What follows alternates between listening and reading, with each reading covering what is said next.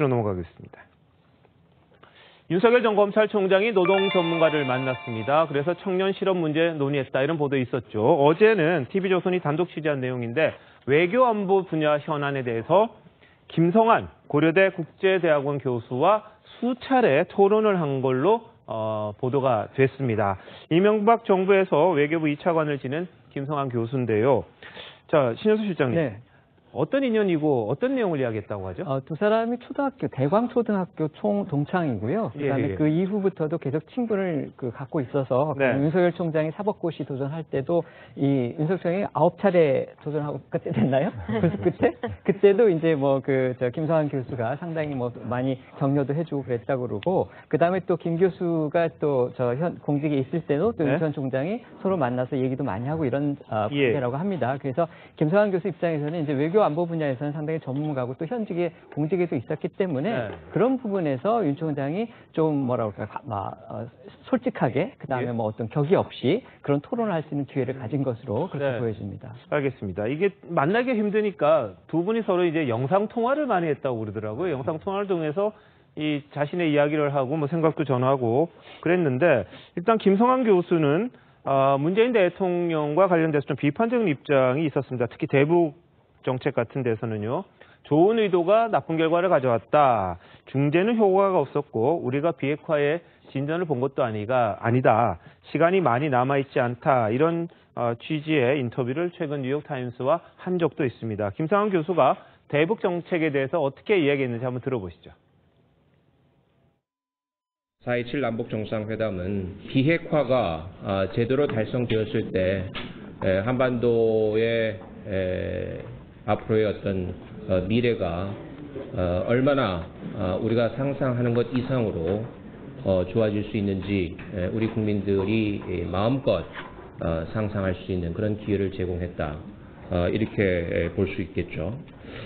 그렇지만은 이 모든 장밋빛 미래는 북한이 핵을 포기할 때 비로소 달성될 수 있는 그런 미래다.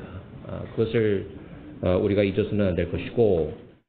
예, 자 김미성 기자가 좀 취재를 했습니다. 윤 전 총장과 김성한 교수가 어떤 이야기를 주고받았는지, 윤 전 총장의 관심사는 뭔지. 자, 김 기자 정리를 좀 해주시죠. 일단 지금은 북한 문제, 그리고 비핵화 문제, 그리고 또 반도체 문제 등이 핵심인 것으로 보이고, 예.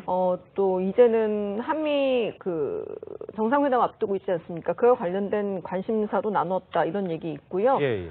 지금 저희 김정우 기자가 보도한 내용은 이제 통치라는 것은 외교 안보 관련된 행위라고 볼 수 있지 않습니까? 그러니까 통치를 위한 준비 행위를 하기 위해 이렇게 얘기를 했다라고 지금 보도를 했는데 사실은 좀 다른 측면에서 또 취재를 했더라고요. 50년지기 친구예요. 그리고 사시 공부할 때도 윤 총장의 공부가 길어져서 위로도 많이 해줬다고 하고요. 예. 윤 전 총장이 공부할 때 외교 안보에 대해서 관심이 그렇게 많았다고 합니다. 그래서 그 공부 기간이 9년 정도 길어졌다는 그런 얘기도 있는데 그때부터 청년기부터 계속 외교 안보 국제에 대해서 얘기를 많이 했던 거죠.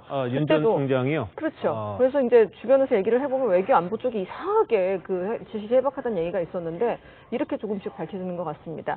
그때도 법조계로 자기가 가지 않고 국제정책 교수가 될까 이런 고민을 윤 전 총장이 했었다고 합니다. 그러니까 굉장히 몇십 년 동안 외교 국제정치 관련해서 대화를 나눈 친구, 지금은 기자들이 많아가지고 영상통화하면서 2시간씩, 3시간씩 이렇게 여러 가지 현안에 대해서 얘기를 하는 상황입니다. 김 교수 확실합니다. 지금 문재인 정부의 대북관과는 좀 반대편에 있다. 완전히 다르다라고 볼 수 있습니다. 교수의 글을 읽어보면 윤 총장의 안보관도 이해될 것 같은데요.